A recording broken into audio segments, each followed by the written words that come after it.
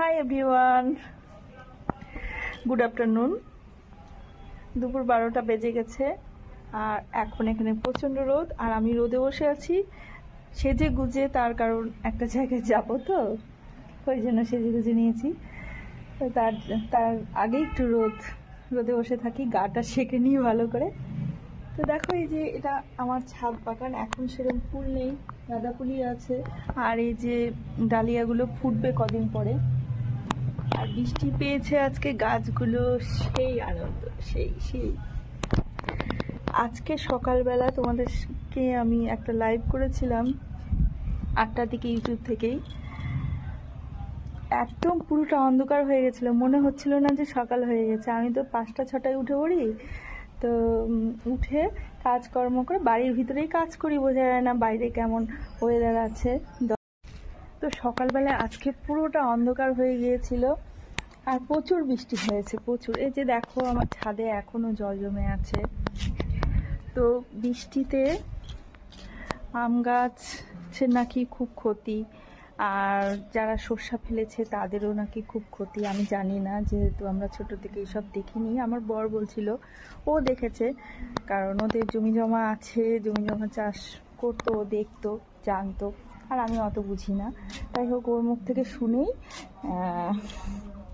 বলছি তোমাদেরকে। অনেক গ্রামের লোকের নাকি অনেক ক্ষতি হয়ে গেল আজকে। তো দেখো, একটু ফুলগুলো দেখো, একটু কাছ থেকে দেখাই, দেখেছো?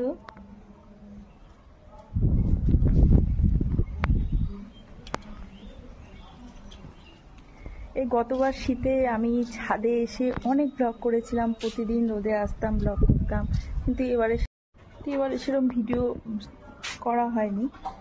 তা যাই হোক, আজকে ইচ্ছে হলো যে গরম তো পড়ে গেছে, যেহেতু বৃষ্টি হয়েছে, বৃষ্টিতে রোদে বসতে ভালোই লাগছে, ওয়েদারটা ঠান্ডা ঠান্ডা আছে আমাদের এখানে ভীষণই। এই ছাদে জলও জমে আছে। তো যাই হোক, চলো তোমাদেরকে ব্যাক ক্যামেরায় দেখাই। আমি একটু ভিডিও করে রেখেছিলাম সকাল 8টার, যে কেমন লাগছে তোমাদেরকে দেখাবার জন্য। ব্যাক ক্যামেরা একটু দেখাই, চলো কেমন লাগছে।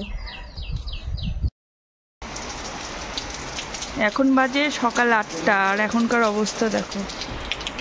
হ্যাঁ, দেখলে কেমন? তো চলো, আমার এই ব্লগটা তোমাদের যদি ভালো লেগে থাকে তো একটা করে লাইক কিন্তু অবশ্যই করো।